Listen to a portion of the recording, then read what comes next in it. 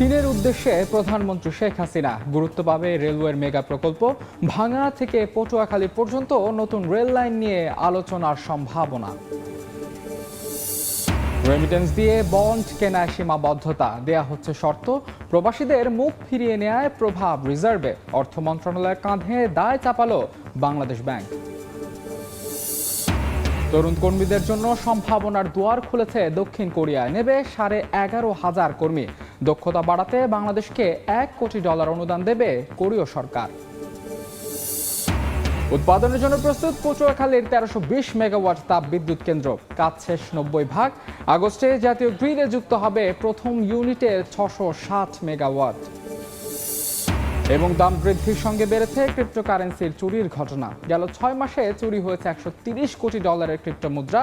উত্তর কোরিয়ার দিকে আঙুল তুলেছে যুক্তরাষ্ট্র।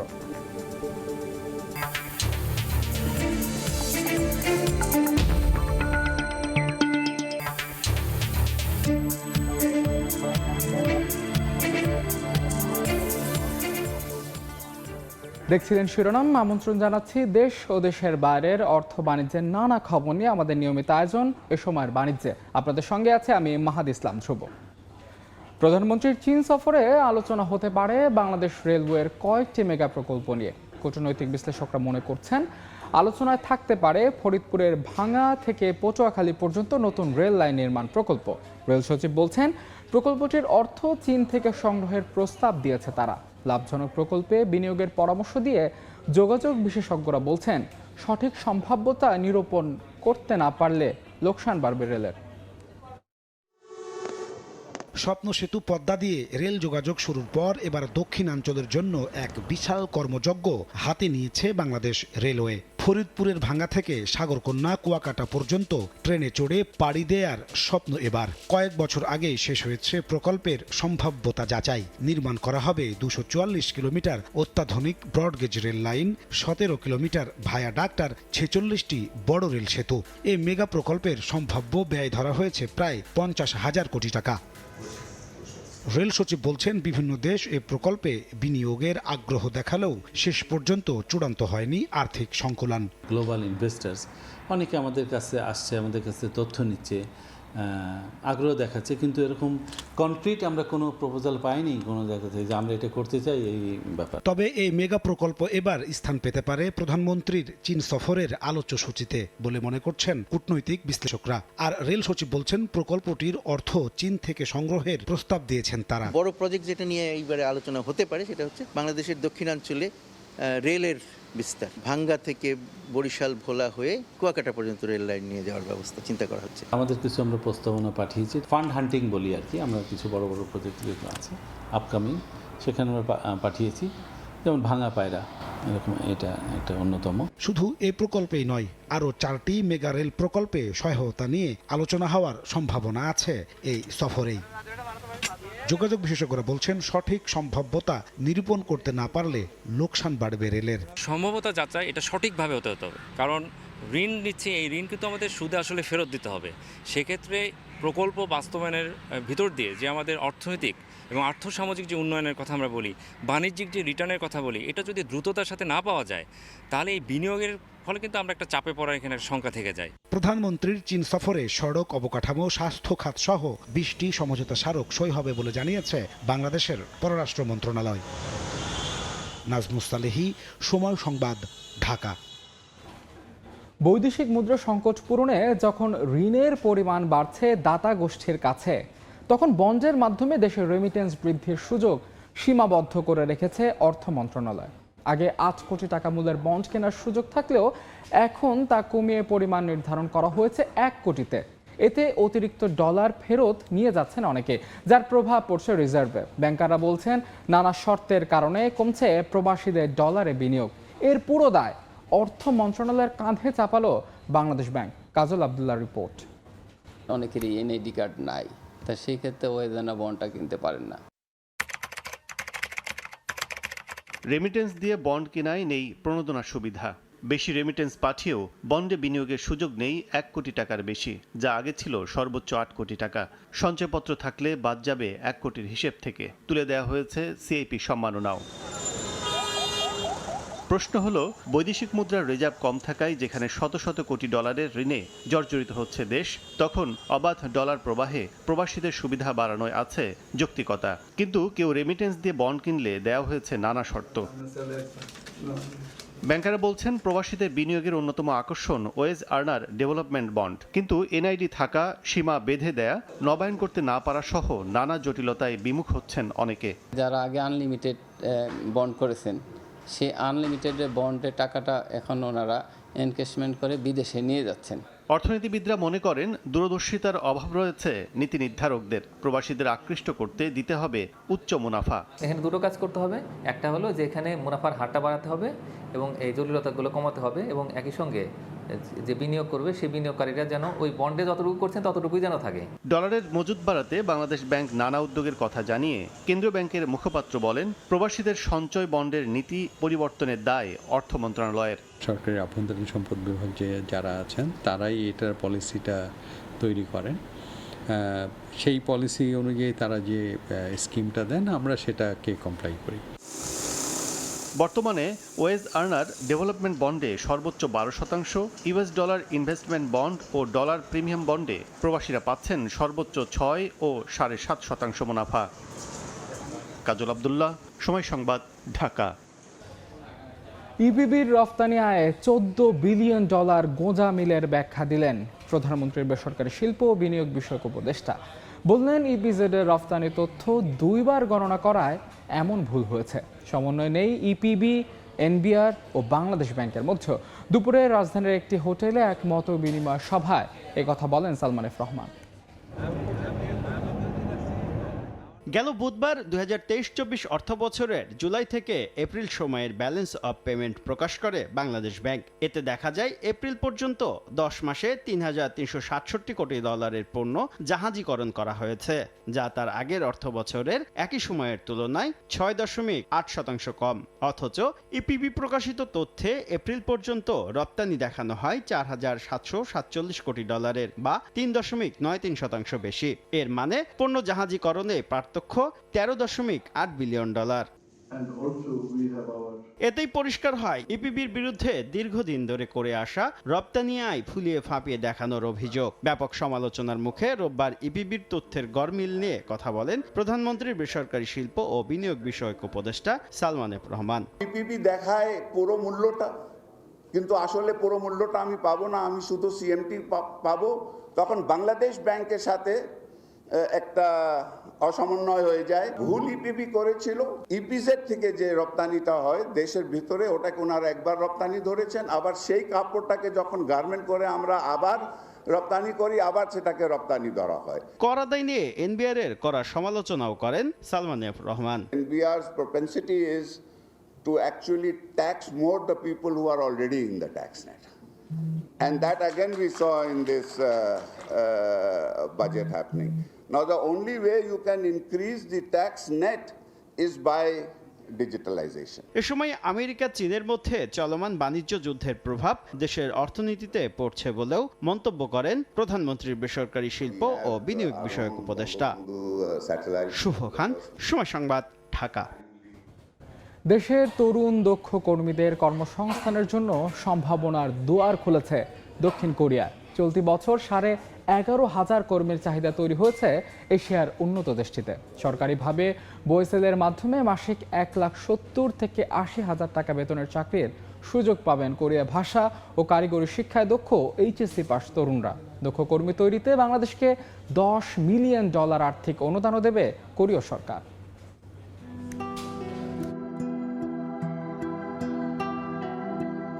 দক্ষিণ কোরিয়া পিচ সাগর পাড়ের উত্তর পূর্ব এশিয়ার উন্নত দেশ। এমপ্লয়মেন্ট পারমিট সিস্টেমের আওতায় 2008 সাল থেকে কোরিয়ান ভাষা জানা ও কারিগরি প্রশিক্ষণ নেওয়া বাংলাদেশি তরুণ তরুণীদের দক্ষ কর্মী হিসেবে দেশটির শ্রমবাজারে যাত্রা শুরু হয়। নিরাপদ কর্মপরিবেশ আর উচ্চ বেতন সহ বিভিন্ন সুযোগ সুবিধার কারণে বর্তমানে বাংলাদেশি তরুণদের মধ্যে দক্ষিণ কোরিয়ার অভিবাসন চাহিদার শীর্ষে। Bangladesh overseas employment and services limited বোয়েসেলের তথ্য বলছে, চলতি বছর উৎপাদন, জাহাজ শিল্প, নির্মাণ ও মৎস্য শিল্প সহ বিভিন্ন খাতে 11,500 বাংলাদেশি কর্মী নেবে দক্ষিণ কোরিয়া। মাসিক বেতন 1,70,000 থেকে 80,000 টাকা। 6 মাসের ভাষা প্রশিক্ষণ, কারিগরি প্রশিক্ষণ, বোয়েসেলের নির্ধারিত ফি ও বিমান ভাড়া সহ অভিবাসন খরচ পড়বে জনপ্রতি 2,20,000 থেকে 30,000 টাকা। ভাষা শিক্ষা পরীক্ষা দিয়েই নির্বাচিত হয়েছে। পরবর্তীতে কোরিয়া থেকে আমাদের হচ্ছে যে ওয়ার্ক পারমিট আসে। 2,30,000 টাকা টোটাল লাগবে আর কি, জামানত 1 লাখ সহ। ওভারঅল গড়ে 2.5 থেকে 3 লক্ষ টাকা খরচ হতে পারে। শ্রমযুক্তির ভিত্তিতে আমার মালিক উল্লেখ করে দিয়েছে 1,70,000-75,000 মধ্যে। শুধুমাত্র কর্মী নিয়োগই নয়, বাংলাদেশের কারিগরি প্রশিক্ষণ কেন্দ্রগুলোর মানোন্নয়ন ও দক্ষ কর্মী তৈরিতে $10 মিলিয়ন আর্থিক অনুদান দেবার প্রস্তাবও দিয়েছে দক্ষিণ কোরিয়া সরকার। তারা চিটাগাঙ্গে একটি আমাদের টেকনিক্যাল সেন্টার ডেভেলপ করবে এবং সেখানে তাদের কারিকুলাম মোতাবেক লেসন দিবে, ট্রেনিং দিবে। $10 মিলিয়ন তারা বিনিয়োগ করবে। তবে বিপুল চাহিদা থাকলেও অজ্ঞাত কারণে কখনোই দক্ষিণ কোরিয়া সরকারের চাহিদা অনুযায়ী দক্ষ কর্মী পাঠাতে পারছে না প্রবাসী কল্যাণ ও বৈদেশিক কর্মসংস্থান মন্ত্রণালয়। বাংলাদেশ জনশক্তি রফতানি ও বৈদেশিক কর্মসংস্থান ব্যুরো বিএবিটির তথ্য অনুযায়ী 2013 সালে 10,000 কর্মী পাঠানোর কোটা পেলেও নভেম্বর পর্যন্ত মাত্র 4,540 জন কর্মী পাঠানো হয়। নষ্ট হয় 5,460 জনের কোটা। মার্জিয়া মুমু, সময় সংবাদ, ঢাকা। সারা দেশের 1 কোটি ফ্যামিলি কার্ডধারী নিম্ন আয়ের পরিবারের মাঝে চাল সহ ভর্তুকি মূল্যে জুলাই মাসের পণ্য বিক্রি কার্যক্রম শুরু করেছে টিসিবি। এই মুহূর্তে বনানীর Korail TNT colony Ansar camp মাঠে আছেন রিপোর্টার আলতাফ হোসেন। সরাসরি যাচ্ছে তার কাছে। আলতাফ, প্রতি মাসেই নিম্ন এবং স্বল্প আয়ের মানুষের মাঝে চাল, তেল সহ বেশ কিছু নিত্যপণ্য বিক্রি করে থাকে সরকারি বিপণন সংস্থা টিসিবি। তারই ধারাবাহিকতায় জুলাই মাসের জন্য এই নিত্যপণ্যের তাদের কার্যক্রম বিক্রির যে উদ্বোধন সেটি শুরু হয়েছে Banani colony TND colony Ansar camp মাঠে কিছুক্ষণ আগে, অর্থাৎ 10টার পরে এই বিক্রয় কার্যক্রম উদ্বোধন করেন বাণিজ্য সচিব মোহাং সেলিম উদ্দিন এবং তিনি উদ্বোধন করার পর থেকে আমরা দেখছি যে টিসিবি তাদের বিক্রয় কার্যক্রম চালিয়ে যাচ্ছে। মূলত এই মাসে ভোজ্য তেল, মসুর ডাল এবং চাউল তারা বিক্রি করছে। সেখানে আমরা দেখছি ভোজ্য তেল 100 টাকা লিটার এবং মসুর ডাল 60 টাকা, আর চাল বিক্রি করা হচ্ছে 30 টাকা কেজিতে। তো মূলত বাজার মূল্যের থেকে ভর্তুকি মূল্যে বা কিছুটা সাশ্রয় মূল্যে এই পণ্যগুলো পেয়ে কিন্তু সাধারণ মানুষ অনেকটাই খুশি এবং তারা আবার এই ক্ষেত্রে দাবি করছেন যে এই অবস্থায় বাজারের যে পরিস্থিতি বর্তমানে সবকিছুর দ্রব্যমূল্যের ঊর্ধ্বগতি, এই অবস্থায় আসলে তাদের ব্যয় মেটাতে হিমশিম খাচ্ছেন তারা। সেই হিসাবে তারা বলছেন যে এই পণ্যগুলো যদি আরেকটু বাড়ানো হতো এবং বিশেষ করে আমরা জানি যে প্রতি মাসে আসলে সেখানে চিনি থাকে, পেঁয়াজও থাকে, কিন্তু এবার কিন্তু আমরা সেই দুটি পণ্য দেখছি না। সেই ক্ষেত্রে বাণিজ্য মন্ত্রণালয়, বিশেষ করে বাণিজ্য সচিব, তিনি আমাদেরকে জানিয়েছিলেন যে আসলে পর্যাপ্ত পরিমাণ পেঁয়াজ এবং চিনি মজুত না থাকায় সেটি এই মাসে আসলে দেওয়া সম্ভব হচ্ছে না। তবে তারা চেষ্টা চালিয়ে যাচ্ছেন, তারা এই পেঁয়াজ এবং চিনি এই পণ্য দুটি তারা হয়তো এর সাথে যোগ করবেন। তবে বাণিজ্য সচিবকে আমরা যেটি বলতে শুনেছি, তিনি এবার হচ্ছে স্মার্ট ফ্যামিলি কার্ডের মাধ্যমে এই মাসের প্রথম বিক্রয় কার্যক্রম শুরু হলো এবং সেই স্মার্ট ফ্যামিলি কার্ড আসলে বিতরণ অব্যাহত রয়েছে এবং আগামী 2-3 মাস পর্যন্ত কিন্তু এই ফ্যামিলি কার্ড বিতরণ কার্যক্রম চলবে এবং এই 3 মাসের মধ্যে তারা বলছেন যে ফ্যামিলি কার্ড বিতরণ শেষ হবে এবং তখন এই কার্যক্রমটি তাদের জন্য আরও সহজ হবে বলে তারা কিন্তু আমাদেরকে জানিয়েছেন, বাণিজ্য সচিব বলেছেন। একই সঙ্গে টিসিবির এই বিক্রয় কার্যক্রম বাণিজ্য সচিব যিনি বললেন যে বিগত দিনে যেভাবে করে নিত্যপণ্যের ঊর্ধ্বগতির বাজারের নাভিশ্বাস সেই সময় আসলে টিসিবির এই কার্যক্রমটি অনেকটাই সুবিধা পাচ্ছেন সাধারণ খেটে খাওয়া মানুষ। সেই কার্যক্রম তারা অব্যাহত রাখবেন এবং ভবিষ্যতে পণ্যগুলো আরও বাড়ানোর তারা চিন্তা ভাবনা করছেন। এই ছিল আমার কাছে থাকা টিসিবির বিক্রয় কার্যক্রমের সর্বশেষ খবর। টিসিবির পণ্য বিক্রি কার্যক্রমের সবশেষ খবর জানতে সরাসরি যুক্ত ছিলাম বনানীতে। 90% কাজ শেষ, বিদ্যুৎ উৎপাদনে সম্পূর্ণরূপে প্রস্তুত পটুয়াখালীর 1320 মেগাওয়াট তাপবিদ্যুৎ কেন্দ্র। আগস্ট মাসে পরীক্ষামূলকভাবে এই কেন্দ্র থেকে জাতীয় গ্রিডে যুক্ত হচ্ছে 660 মেগাওয়াট বিদ্যুৎ, আর ডিসেম্বরে জাতীয় গ্রিডে সংযুক্ত হবে বাকি 660 মেগাওয়াট। সে লক্ষ্যে চলছে শেষ পর্যায়ের কাজ। কয়লা ভিত্তিক এই বিদ্যুৎ কেন্দ্রটিতে সর্বাধুনিক প্রযুক্তি ব্যবহার করায় পরিবেশের উপরও তেমন কোনো ক্ষতিকর প্রভাব পড়বে না বলে জানিয়েছেন সংশ্লিষ্টরা। সুজন দামের ছবি ও মোহাম্মদ মনির হোসেন বাদলের তথ্য নিয়ে রিপোর্ট। করোনা সহ নানা প্রতিকূলতা কাটিয়ে শেষ হয়েছে জেটি নির্মাণ, কনভেয়ার বেল্ট, টারবাইন, চুল্লি, cold store, steel structure, boiler, cooling tower, water feed ও জেনারেটর বসানোর কাজ। দ্রুত গতিতে চলছে বিভিন্ন অবকাঠামো নির্মাণ ও রঙের কাজ। প্রায় ১৫০০ চাইনিজ ও ৪৫০০ বাঙালি মিলে চলছে বিশাল কর্মযজ্ঞ। ইতিমধ্যে বয়লারের ফায়ারিংও করা হয়েছে। উৎপাদনের জন্য প্রস্তুত পটুয়াখালীর ১৩২০ মেগাওয়াট তাপবিদ্যুৎ কেন্দ্র। চলতি মাসে ব্যাকফিট পাওয়ার পেলে আগস্ট মাসের শুরুর দিকে প্রথম ইউনিট পরীক্ষামূলকভাবে উৎপাদনে যাওয়ার আশা। সবকিছু ইনস্টলেশন শেষ প্রথম ইউনিটের। এখান থেকে যে বিদ্যুৎটা উৎপাদন হবে সেটা আমাদের 400 কেভি জিআইএস সিস্টেমের মাধ্যমে ট্রান্সমিট হবে। আমরা সলিড কয়লাটা ইউজ করি না, আমরা এটাকে হচ্ছে পাউডারের মতো করে দেন হচ্ছে আমরা এটাকে বার্নারে দেই, যাতে যেন প্রপার বার্নিংটা হয় এবং কম carbon dioxide, sulphur dioxide, nitrogen dioxide produce করে।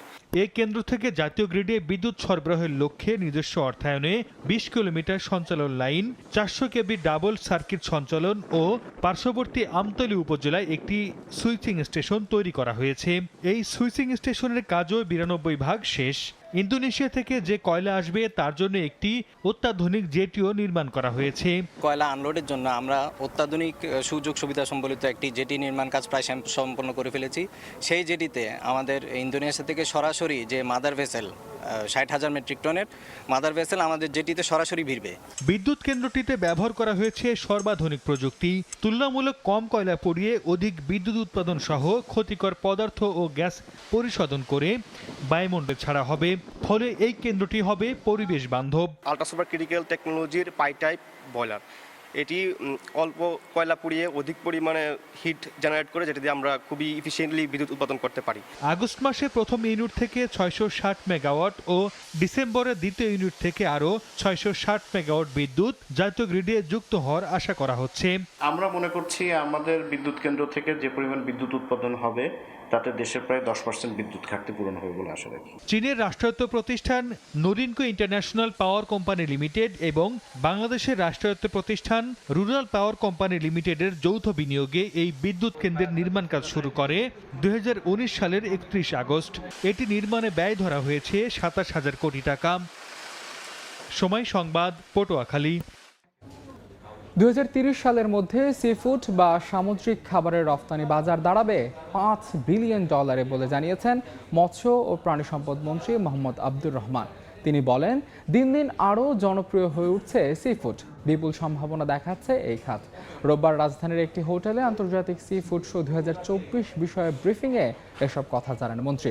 এ সময় তিনি জানান, আগামী ১৭ থেকে ১৯ জুলাই ঢাকায় অনুষ্ঠিত হতে যাচ্ছে বাংলাদেশ আন্তর্জাতিক aquaculture and sea food show ২০২৪।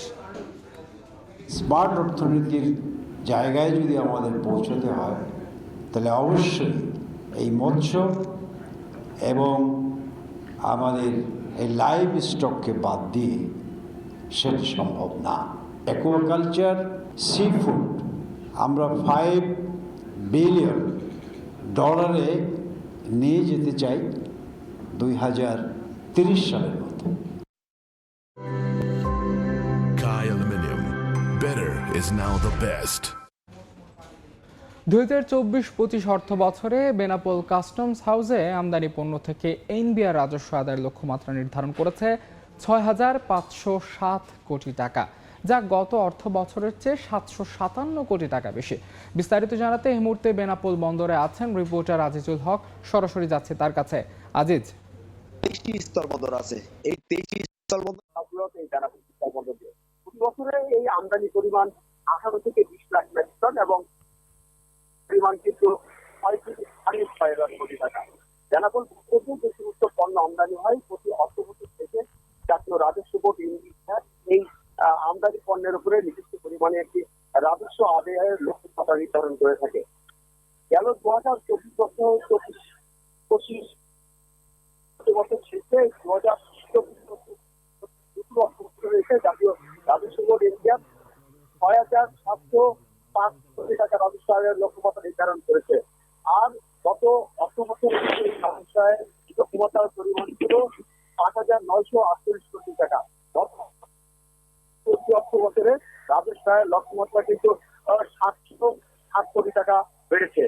গেল অর্থ বছর যেহেতু রাজস্ব আয় লক্ষ্যমাত্রা চেয়ে 261 কোটি টাকা বেশি আদায় করেছিল, সেই হিসাবে কিন্তু এই যে চলতি অর্থ বছর রাজস্ব আয়ের লক্ষ্যমাত্রা সেটি কিন্তু এই 707 কোটি টাকা বাড়বে।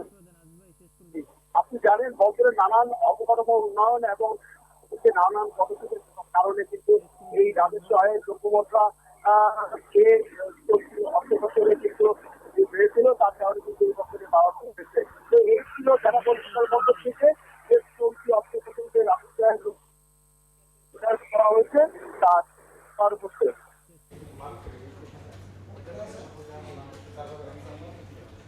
বেনাপোল বন্দরের সার্বিক পরিস্থিতির খবর জানতে সরাসরি যুক্ত ছিলাম সেখানে।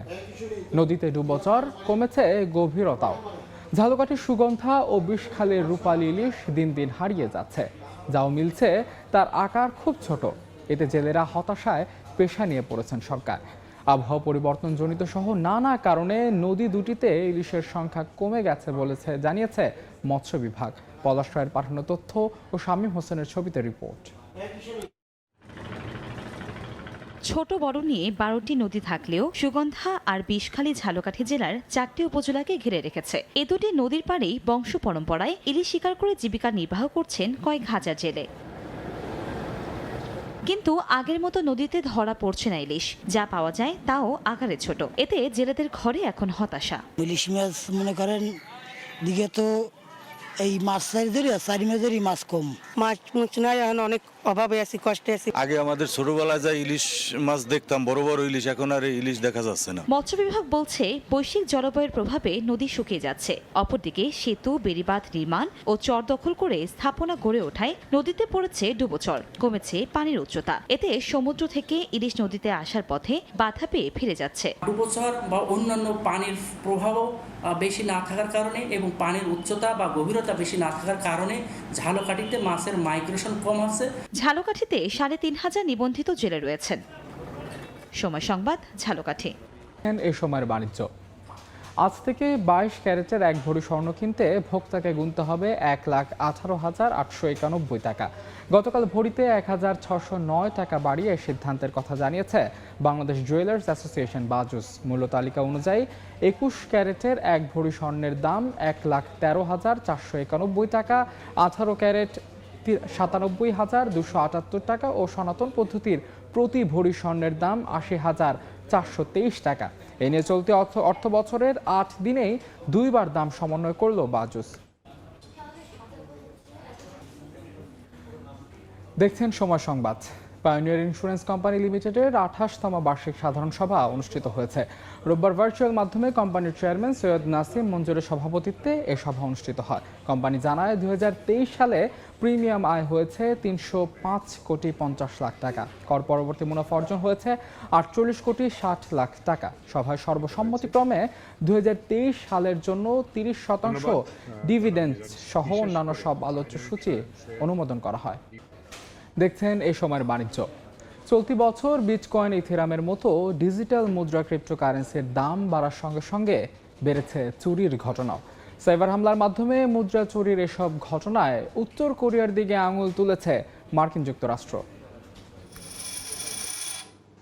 ডিজিটাল মুদ্রা ক্রিপ্টোকারেন্সির দাম বাড়ার সঙ্গে সঙ্গে পাল্লা দিয়ে বেড়েছে হ্যাকিংয়ের মাধ্যমে মুদ্রাটি চুরি। গত বছরের তুলনায় চলতি বছর ডিজিটাল মুদ্রা চুরির হার বেড়ে হয়েছে দ্বিগুণ।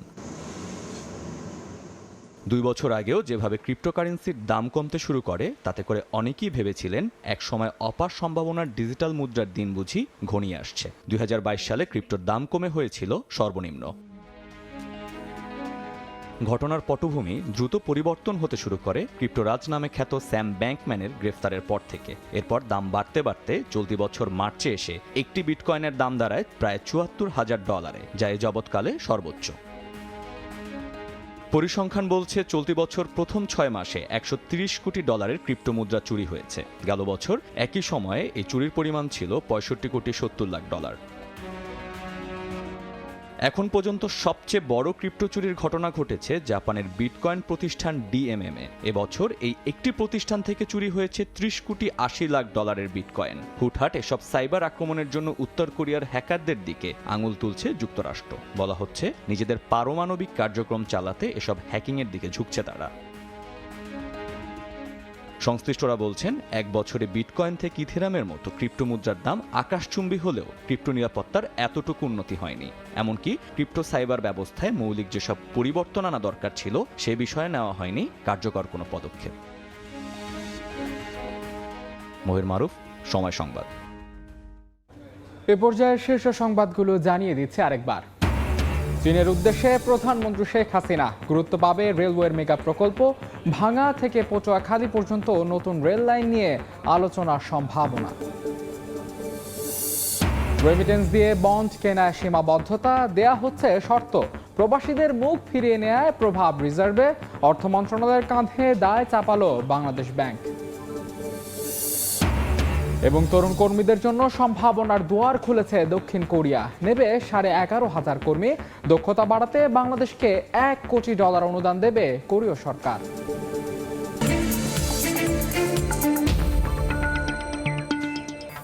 এই ছিল সময়ের বাণিজ্যে। সময় সংবাদের সঙ্গে থাকবেন মার্জিয়া শ্রেয়া। ধন্যবাদ ধ্রুব। সময় সংবাদ নিয়ে ফিরছি কিছুক্ষণ পর, সঙ্গেই থাকুন সময়ের।